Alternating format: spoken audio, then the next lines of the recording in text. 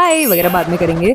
तुम एक बात बताओ मुझे कि तुम्हें क्या लगता है कि डोली अरमानो की वाला जो सम्राट सिंह है वो ज्यादा बुरा है या विराज डोबरियाल फ्रॉम सौभाग्यवती भव ज्यादा बुरा है? बिकॉज अकॉर्डिंग टू मी सम्राट सिंह ज्यादा बुरा है, बिकॉज सम्राट सिंह तो अपनी वाइफ पे भाई साहब चीट भी कर रहा था। विराज डोबरियाल अपनी वाइफ पे चीट नहीं कर रहा था। Of course he was a bad problematic everything guy, he was at least not a cheater. He was obsessively in love with that girl, which is highly problematic, extremely problematic. Samrat Singh was like enjoying inflicting pain on Urmi. It kind of felt like that. खैर, तो जिन लोगों को नहीं पता है तो डोली अरमानो की एक शो था, वो 2013 में आया करता था। 2 साल चला था ये शो करीब करीब। एंड जो मोहित मलिक हैं, जिनको काफी सारे लोग कुल्फी कुमार बाजेवाला से जानते होंगे, एंड अपेरेंटली इनिशियली मोहित मलिक ने मना कर दिया था ये शो करने से, जिसके बाद राहिल आजम करने वाले थे ये शो, बट देन मोहित मलिक मान गए एंड उन्होंने किया ये कैरेक्टर।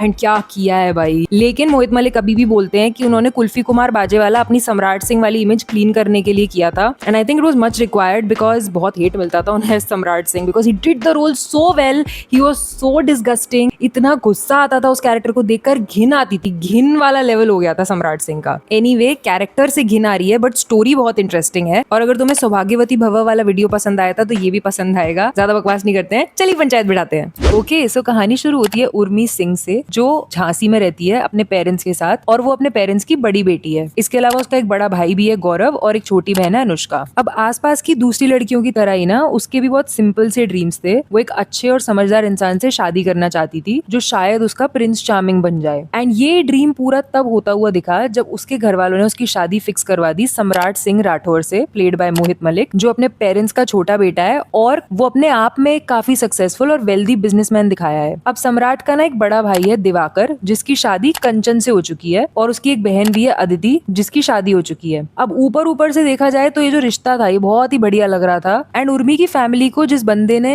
कन्विंस किया था इस रिश्ते के लिए, उसका नाम है ईशान सिन्हा, ये सम्राट का खास दोस्त दिखाया है शो में। उसी ने उर्मी की फैमिली को भरोसा दिलाया था कि सम्राट बहुत ही अच्छा इंसान है, काइंड है, डिपेंडेबल है, बिल्कुल वैसा ही आदमी है जिससे किसी भी लड़की को शादी कर ही लेनी चाहिए। लेकिन उर्मी की जो फैमिली है उसमें हर कोई इस रिश्ते से खुश नहीं था। उर्मी की एक कजन है त्रिशा, उसने ना शादी की प्रिपरेशंस के दौरान सम्राट को बहुत ध्यान से देखा और उसे कुछ सही नहीं लगा। उसने सम्राट के बिहेवियर में एरोगेंस और जल्दी गुस्सा होने की आदत भांप ली, जिसकी वजह से वो काफी परेशान हो गई। और वो शादी से पहले उर्मी को एक बार समझाने गई कि कई बार जल्दबाजी में काफी बड़े गलत फैसले लिख जाते हैं, तो एक बार सोच लो। पर कोई फायदा नहीं था, उर्मी अपने ही ख्यालों में खोई हुई थी, ईशान की बातें उसके दिमाग में चल रही थी, तो उसने ईशान पर ब्लाइंड ट्रस्ट कर लिया था कि मेरी शादी तो बेस्ट आदमी से हो रही है। बिल्कुल उसने त्रिशा की वार्निंग्स को इग्नोर कर दिया और शादी के डिसीजन पर आगे बढ़ती चली गई। लेकिन सच एकदम जल्दी सामने आ गया। शादी की पहली ही रात सम्राट ने अच्छा बनने का सारा नाटक हटा दिया और उर्मी को अपना असली चेहरा दिखा दिया कि वो बेहद ही सेल्फिश, एरोगेंट और बात बात पर भड़कने वाला इंसान है, जिससे उसके आसपास के लोग तक डरते थे। जिसे देखकर उर्मी पूरी तरह टूट गई। उसने घर में देखा तो घर में भी कोई ऐसा नहीं था जो उसकी रक्षा कर सके, वो लोग भी डरते थे उससे। यहाँ तक कि जो लोग उसकी हेल्प करना भी चाहते थे वो भी सम्राट के गुस्से से इतना ज्यादा डरते थे कि उसके खिलाफ जाने की हिम्मत ही नहीं जुटा पाते थे। जैसे सम्राट के जो फादर है रुद्र और उसके जो भाई है दिवाकर, उसने अलग अलग ओकेजन्स पर उर्मी के हक में बोलने की कोशिश भी की और सम्राट को समझाया कि वो अपनी वाइफ के साथ इंसानियत से पेश आए। लेकिन सम्राट ने हर बार उन्हें चुप करा दिया और शांत होने के बजाय और ज्यादा भड़क गया। जिसके बाद जो ईशान है उसे भी धीरे धीरे समझ में आने लगा कि उसका सबसे अच्छा दोस्त असल में कैसा इंसान है। एक ऐसा आदमी जो ना सिर्फ अपनी नई वाइफ पर जुल्म कर रहा है बल्कि उसे धोखा भी दे रहा है। यस, अब ईशान ने जितने भी वादे उर्मी की फैमिली से किए थे वो सब झूठ साबित हो रहे थे, जिसकी वजह से वो इतने गिल्ट में चला गया और इस सच को बर्दाश्त ही नहीं कर पाया। इसलिए उसने अपनी गलती का पछतावा करने के लिए सम्राट से अपने सारे रिश्ते तोड़ दिए और देश छोड़कर चला गया, जिसका कोई फायदा नहीं है बिकॉज उर्मी तो अब फंस चुकी है सम्राट के साथ। अब कुछ टाइम तक तो उर्मी ने उसके सारे नाटक चुपचाप सहे, उसका धोखा देना, चीट करना, उस पे मेंटली उसको परेशान करना। लेकिन आखिरकार होली वाले दिन उसने सम्राट का घर छोड़ दिया और अपने मायके लौट आई, जो कि कहानी का एंड हो सकता था। लेकिन जल्द ही उसे पता चला कि वो सम्राट के बच्चे की माँ बनने वाली है और इस खबर ने सब कुछ बदल दिया। क्योंकि उर्मी नहीं चाहती थी कि वो अपने बच्चे को उसके पिता के बिना बड़ा करे, तो मजबूरी में उसने डिसाइड किया कि वो वापस राठौड़ फैमिली में लौटेगी। फिर समय बीत गया और उन दोनों का एक बेटा हुआ जिसका नाम उन्होंने रखा शौर्य। अब उर्मी की जिंदगी में अगला बड़ा मोड़ तब आया जब शौर्य के बर्थडे पर उसकी भैंस एक ऐसे आदमी से हो गई जिसको वो नहीं जानती थी, पर बाद में पता चला कि वो कोई और नहीं, सम्राट के सगे चाचा गर्जन सिंह राठौड़ हैं, जो उर्मी को डांट नहीं रहे थे, वो उसको समझा रहे थे कि वो अपने पति के अत्याचारों को सहना बंद करे और अपने हक के लिए खड़ी हो। अब जब सम्राट को पता चला कि उर्मी को कोई इस तरह की एडवाइस दे रहा है तो इसने सारे घर का माहौल पूरी तरह से खराब कर दिया। बिकॉज उसको बहुत गुस्सा आया कि उसका चाचा उसके खिलाफ जाकर उर्मी का साथ कैसे दे रहा है। तो उसका गुस्सा बिल्कुल बेकाबू हो गया और उसने उर्मी को इतनी बेरहमी से पीटा कि उर्मी को आखिरकार पुलिस का सहारा लेना पड़ा। जिसके बाद उर्मी ने सम्राट के खिलाफ फाइनली डोमेस्टिक वायलेंस की कंप्लेंट फाइल करी, जिसकी वजह से पहले तो सम्राट की अरेस्ट तय लग रही थी, लेकिन ये केस ज्यादा दिन नहीं चल पाया बिकॉज उसकी अपनी फैमिली और सम्राट के घर वालों ने ऑब्वियसली उस पर इतना प्रेशर बनाया और कंटिन्यूअस शादी और बच्चे की दुहाई दे देकर उसके पीछे ही पड़ गए। तो उस बेचारी ने थक हार कर अपनी कंप्लेंट वापस ले ली। अब इसके बाद उर्मी की जिंदगी में बड़ा ही अजीब मोड़ आया बिकॉज अब सम्राट बदलने लगा। अपने चाचा की बातों से सीख लेते हुए या सिर्फ नाटक करते हुए सम्राट ने अचानक बदलना शुरू कर दिया। उसने अपनी नफरत और गुस्से की जगह उर्मी को वो प्यार और केयर दिखानी शुरू कर दी जो उसने पहले कभी नहीं दिखाई थी। और कुछ समय के लिए ये एकदम सच लग रहा था। एंड उर्मी ने तो अपनी शादी को बचाने की उम्मीद में उस पर फिर से भरोसा कर लिया था, लेकिन बाद में सच सामने आ गया। सम्राट का ये जो पूरा बदलाव था वो कोई सच्चा सुधार नहीं था, ये सिर्फ एक सोची समझी चाल थी ताकि उर्मी उसे हमेशा के लिए छोड़कर ना चली जाए। एंड ये सच जानने के बाद भी उर्मी जी ने उसे एक आखिरी मौका दिया, जब तक कि उसने सम्राट को दोबारा किसी और औरत के साथ रंगे हाथों नहीं पकड़ लिया। अब ये धोखा उसके लिए सब्र का मतलब आखिरी बांध था जो कि टूट गया। इस बार वो घर छोड़कर हमेशा हमेशा के लिए चली गई और अपने बेटे शौर्य को अपने साथ ले गई। और फिर चाहे जो भी होता रहे उसने अपने डिसीजन से पीछे हटने से साफ मना कर दिया। लेकिन सम्राट उसे आसानी से जाने देने वाला तो था नहीं कि मतलब उसकी आजादी से वो अपनी जिंदगी जी सके। तो उसने उर्मी की जिंदगी को जितना हो सके उतना मुश्किल बनाने की कोशिश की। और जब ये तरीका काम नहीं आया तो उसने शौर्य का इस्तेमाल करना शुरू कर दिया, इस उम्मीद में कि बेटा ही उर्मी को घर वापस लाने का जरिया बनेगा। पर उसकी ये चाल भी बेकार हो गई। उर्मी इन सब मुश्किलों के बावजूद भी अपनी बात पर डटी रही और इसी बीच ईशान उर्मी की मदद करने अब्रॉड से वापस आ गया। अब इधर ना छोटी सी चीज है, पहले ईशान का कैरेक्टर सिद्धार्थ अरोड़ा प्ले कर रहे थे, लेकिन इंडिया वापस आने के बाद ईशान का कैरेक्टर वैभव रॉय ने प्ले किया था, ठीक है ना। तो ईशान वापस लौटने के बाद उर्मी की हेल्प करता है और उसी की लीगल हेल्प से उर्मी को आखिरकार सम्राट से डिवोर्स मिल जाता है। इवन सम्राट पर कोर्ट केस भी चलाते हैं ये लोग और उसे जुल्म करने के जुर्म में 6 साल की जेल होती है बस। फिर सालों बाद दिखाते हैं कि उर्मी ने अपनी नई दुनिया बसा ली है। ईशान की फाइनेंशियल और हिम्मत भरी मदद से उसने अपना खुद का रेस्टोरेंट शुरू किया है और उसने अपनी वो इंडिपेंडेंस और तरक्की हासिल की है जो उसे अपनी शादी के दौरान कभी नहीं दिखती थी और कभी मिल ही नहीं सकती थी। अब ईशान और उर्मी के जो बीच का रिश्ता है वो इतने सालों से तो दुख और साथ से बना था, लेकिन धीरे धीरे ये प्यार में बदलने लग गया और ईशान ने उसे शादी के लिए भी प्रपोज कर दिया। एंड ये नया सफर शुरू होने ही वाला था कि सम्राट जेल से छूटकर वापस आ गया और उसका सिर्फ एक ही मकसद था, उर्मी और ईशान से बदला लेना। और उसने जो चाल चली थी वो बहुत ही अगली चाल चली थी बिकॉज उसने दोबारा शादी कर ली, वो भी किससे? तानी से, जो ईशान की अपनी बड़ी बहन है। तो ऑब्वियसली इस रिश्ते के जरिए वो उन दोनों की जिंदगी में दोबारा घुस गया जिन्हें वो बर्बाद करना चाहता था। ऊपर से वो बेचारी लड़की जो इस सब चक्रों में पिस गई। अब इसी दौरान उर्मी को पता चला कि वो एक बार फिर मां बनने वाली है। उधर उर्मी के खिलाफ सम्राट की साजिशें इतनी बढ़ती जा रही थी कि उसने उर्मी को जान से मारने तक की कोशिश की थी, बट उर्मी को बचाते बचाते गलती से ईशान मर गया। अब सम्राट ईशान को नहीं मारना चाहता था बिकॉज वो उसका कभी सबसे अच्छा दोस्त रहा है। तो सम्राट ये दुख बर्दाश्त नहीं कर पाया और कुछ ही समय बाद सम्राट ने अपनी जान ले ली। तो इस सब के बाद जो ईशान की मदर है दामिनी जी, उन्होंने इस सब का ब्लेम उर्मी पर डाल दिया और वो अपने बेटे से इतना प्यार करती थी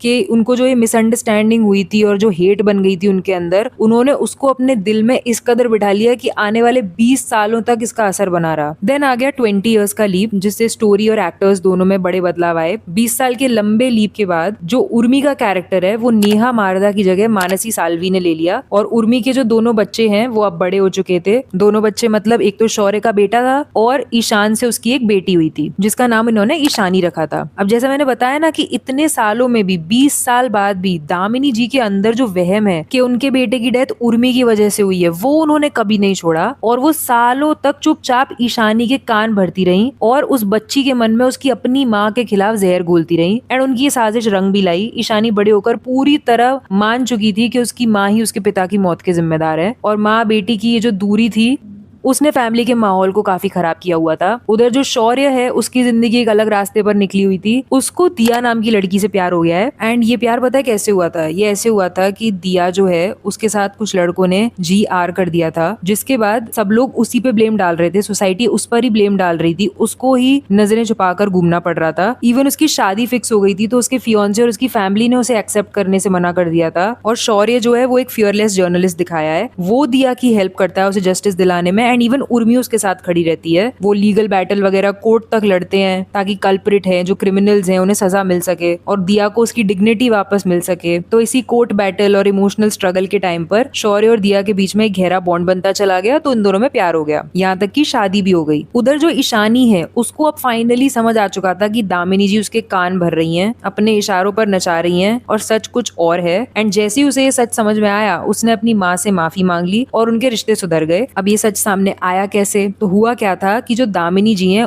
उन्हें उर्मी तो पसंद है ही नहीं, इवन उन्हें दिया से भी कोई बहुत ज्यादा लगाव नहीं है। तो वो उसको परमानेंटली रास्ते से हटवाने के लिए इतनी डेस्परेट हो गई थी कि उन्होंने उर्मी को मरवाने के लिए उर्मी की सुपारी तक दे दी। और इसी साजिश के दौरान ईशानी को दामिनी पर शक हो गया। तो अपनी सच्चाई छुपाने के लिए दामिनी ने अपनी ही पोती पर जानलेवा अटैक करवाया ताकि उसका सच बाहर ना आ सके। और इस अटैक के बाद ईशानी को दामिनी के सारे झूठ, फोन कॉल्स और गुंडों के साथ कनेक्शन के बारे में पता चल गया। और उसे समझ में आ गया कि जिस दादी पर वो आंख बंद करके ट्रस्ट करती है वो उर्मी को मारने यानी कि उसकी मदर को मारने और पूरी फैमिली को डिस्ट्रॉय करने के लिए किसी भी हद तक जा सकती है। फिर ईशानी ने ही खुद दामिनी को पुलिस से अरेस्ट करवाया था। एंड देन उसने सबके सामने पूरी साजिश, अटैक सब कुछ एक्सपोज कर दिया। जिसके बाद उर्मी समझ गई कि उसकी दादी तो बहुत खूंखार है भाई, उसकी माँ तो बहुत सीधी सादी और बेकसूर है। जिसके बाद उसने उर्मी से माफी मांग ली। लेकिन ऐसे कैसे? दामिनी जी का खेल जेल जाकर भी खत्म नहीं हुआ। वो जेल से भाग गई और पूरी फैमिली को एक ही बार में खत्म करने के इरादे से आखिरी बार वापस आई। लेकिन जो उर्मी है वो इतने सालों से ये सब नाटक देख देख कर अब भर चुकी थी। और जब वो पूरे परिवार को खत्म करने के लिए वापस आ गई तो उसने डिसाइड किया कि अब वो दामिनी जी को रोकेगी। तो फाइनली उन दोनों के बीच में एक आमने सामने की लड़ाई हुई और उर्मी ने दामिनी को गोली मार दी। देन ऑफ कोर्स उर्मी अपनी बेटी, बेटे और बेटे की वाइफ के साथ अपनी आगे की जिंदगी जीने लगी। अब अगर तुम ZTV के शोज देखते थे तो तुमने वो शो देख रखा है सपने सुहाने लड़कपन के? 2012 में आता था ये। मैंने उस पर भी वीडियो बना रखा है। अगर तुम्हें याद हो तो मैं स्क्रीन पे लगा रही हूँ वीडियो। मस्त वीडियो है, अगर इंटरेस्ट हो तो चला के देख लेना।